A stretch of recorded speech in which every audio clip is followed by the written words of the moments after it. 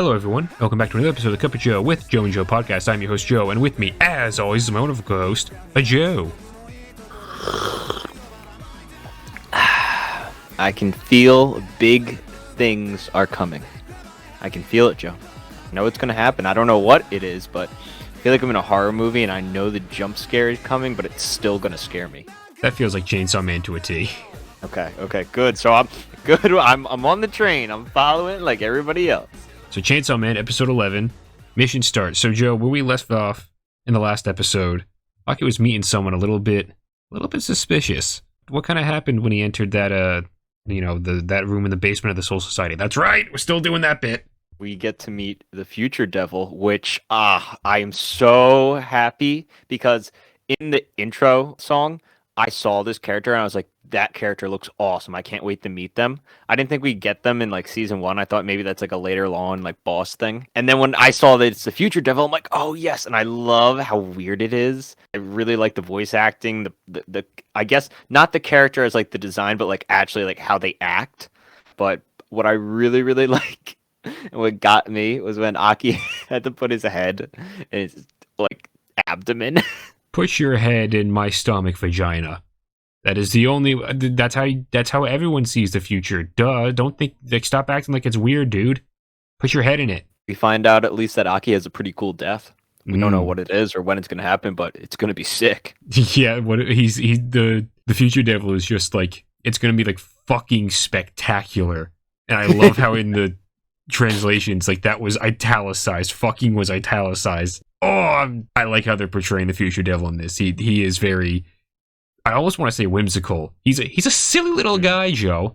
And then he, I think the Kyoto twins, they establish, hey, so this guy, he took a lot from some of the other people, so hopefully he takes a liking to you, or he thinks you're cute or something, and then you can like get a bargain. And so now he just needs to stay in Aki's right eye because he just wants a front row seat to this spectacular death that he's gonna be getting. Yeah, it was a very cool intro. I like how we picked up right there. And also we get introduced to a lot of new characters this episode. I know we kind of get the end of the Denji power training arc, or at least a pseudo end. I really thought maybe we get like this big training thing where finally they kill him. But it looks like it's like he's like, all right, we got shit we got to do. We're gonna just call training over. He's like, you got stronger, and I'm like, okay, not what I was expecting. Fine, but one thing I really wasn't expecting is all these new characters, and I don't know, they all look very, very cool. Hell yeah, dude! So we got, in order of appearance, the Shark Fiend, who can swim through anything, including walls and floor. Then you got Violence Fiend, who is so fucking powerful that they have to make him wear a mask that constantly disperses poison gas into his face to keep him on a leash. Then you have the Spider Fiend, who at first you're kind of like, oh, who's this? And then you're like, oh, God! And then you have the Angel Devil, which to this day, I'm still like, why is Angel a feared thing? What is, It confuses me, much like the Angel Devil confuses me in many ways. But, yeah, so we get introduced to like 4 new and different characters that we have to fight a bunch of zombies with. And where did they come from? The 4 characters that I kind of missed that part. They're just kind of around. You know, they just went to like the basement and they're just like, I can cover these. A bunch of like, they're just different devils and fiends from like different departments of public safety. Like they were in operation or had jobs elsewhere. And for this operation, because they had to deal with Big Bad Katana Man and Tiny Little Snake Lady, they're just like, okay, we need all hands on deck for this shit. So let's grab a couple of these guys, pull them all together. I mean, like Sensei says in the beginning, he's just like, we are taking everyone that we have from public safety and we're just throwing them at this problem. We really got to shut this shit down. Okay, so they all look great, and we kind of get a look at... Oh my goodness, I almost jumped over Makima. Oh shit, Joe. Wow. If everybody's been saying this, or at least I haven't watched any videos on this episode yet, because I like to talk to you first. There's a lot of videos talking about how like this is like a big pivot point for the story. And I don't know if you agree with that, but I get a little vibe that, especially with the Makima scene, that things might be changing soon. Maybe. Oh boy. And what? Only one more episode? I thought it was 12 just for the first season. So It might be. I never don't know. know.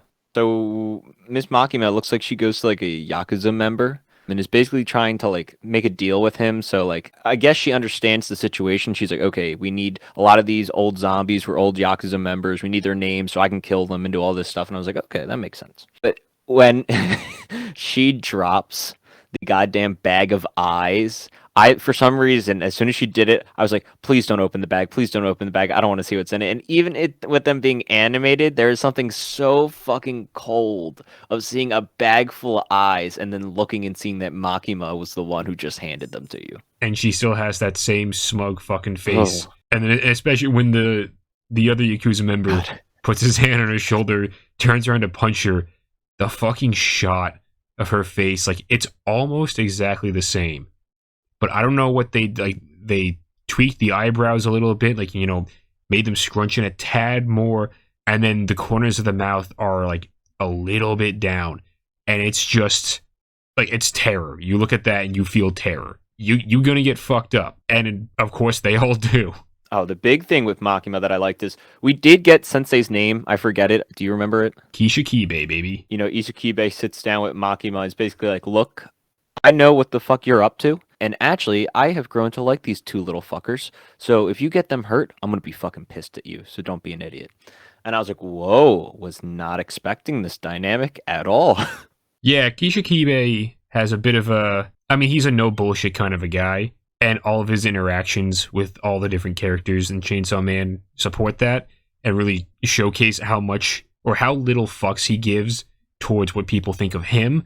But when it comes to people that he like grows even a slight connection to, it's very easy to see when he's just like, all right, I don't want these people that I care about getting hurt. And also, I kind of have a good sense of who is really going to be good at fighting for what I believe in and what I want. And Makira right now is definitely not one of those people because she has her own shit that she's trying to work towards. And it's very framing both of them at that table sent a complete opposite ends. It's very much like these are two sides of I don't want to say a same coin, but they're two opposing forces currently that are working with each other right now. And it'll be interesting to see how that dynamic evolves in the future. Thing that we kind of end on, and it almost got me. I almost had a heart attack when the snake devil lady lets out the ghost devil. Mm-hmm. I really thought I was going to see, for some reason, that they were going to like flash like Himeno, and I was going to lose my shit. I did lose my shit seeing the ghost devil. I'm like, oh my god, this is really cool. Like, I don't know if it's her power that like every devil she eats she can spit back out, or if it's like the most recent, or if it was like only because like she did it on purpose not to kill the ghost. I don't know. But I really like how it was like, okay, now you have to fight like something that identifies with your old partner. And I gotta say, Aki fights fucking clean. He's looking sharp, but not sharp enough. Mm-mm. Worth being noted, he's fighting much better now because he's got that future devil in his right eye, boy. And I don't know what it is about this shot, but I just fucking love the image of the 3 future devil eyes inside of his iris. Yes, so cool. It was very clean. I liked it a whole lot. And it does explain a little bit how he got so much better, so much quicker, because now he can see a second or two into the future. So Joe, you know what that is? He can see their moves before they even happen. Oh, that's an inside joke that no one else will get but us and like a few of our close friends, but worth being said because it's true. Very cool seeing that, but again, not quite good enough. Ghost Devil does a little bit of a Dommy Mommy move and starts choking the shit out of him, and then the episode ends. Joe, you might have to get the black dress out again because you might be mourning even more. Oh, don't fuck with me, motherfucker. I'll do what I want, motherfucker. Don't you motherfucker me. All right. Let's talk about this ending. For me, another 4 or 5 out of 10. Okay. Interesting. Very interesting. You're like, oh, I loved it. I didn't love it. All right, I kind of loved it. It's not. Is it a 6 point? Joe, is it a 6.5?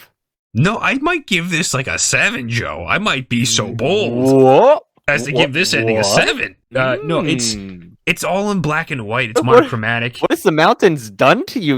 Your rough edges have been softened. Joe, I flew down a mountain on my back head first for a solid 20 feet. I might have 7 concussions right now. That is not a joke. I went down a mountain head first on my back, but that is neither here nor there. I enjoyed, for whatever reason, you know what it is? When I was watching it, and like it has all this weird like computerized geometry bullshit and like some pseudo circuitry techno movements and like ribbons of shit flying off of people. I'm like, what is it about this? And it's like if you're in the 2010s and you're watching an anime late night on like Toonami, if that was still on in 2010, I don't fucking remember. And this comes on, it's just like, hey guys, we have computers now that can do shit and it doesn't look like ass. And then everyone was like, holy fuck, that's so cool. And so they just started playing with it. And then they were just like, all right, that's the ending of this anime. Like, it feels like this would be the ending to the Chainsaw Man anime if it came out in like 2010, 2011. Like, it's not that 2000s gritty kind of weird stuff that they kind of had going on during that era. The 2010s was like, it was getting more clean. It was using more CG stuff, fucking around with all that kind of noise. And I don't know what it is. The song is not Chainsaw Man at all for me. And like the tone of the visuals also not really Chainsaw Man at all for me. Like you see Chainsaw Man once and it's like kind of like slow and you kind of like pan around him real quick and then he's gone and then you just look at all the other characters. I don't know what it is about this one. I just, for whatever reason, I was kind of like, I kind of fucks with this right now. And it might be because of that part where I flew down a mountain going 40 miles an hour on my back head first. Who knows? But that's neither here nor there. Again, I kind of liked it. I think it's like towards the upper end for me. Okay, I might have to revisit it then. But no, you can like or dislike what you want, Joe. Don't let me influence you. Don't let me. Like it's a 5. All right, it's a 5 in my opinion. That's it. What a fucking soy boy over here, everybody. Am I right? Oh, we don't have an audience. Oh god. All right. I have one thing I guess I want to ask or want to think about. Okay. So if we're under the impression there's one episode left, mm-hmm. and we're setting up a big fight between all of them. It seems like there's a lot of stuff, a couple of characters in the opening that I haven't seen yet. So it's maybe time to do that, and maybe we get to see Gun Devil. Maybe that's what I'm like. Can I see that? It seems like a lot to fit into like 25 minutes. I don't know what to expect. Yeah, I'm not gonna tell you anything about it. Fuck you. Get fucked, baby. You're gonna have to sit there without any knowledge, like the rest of you anime fucks. Joe, I'm tired. Aren't we all?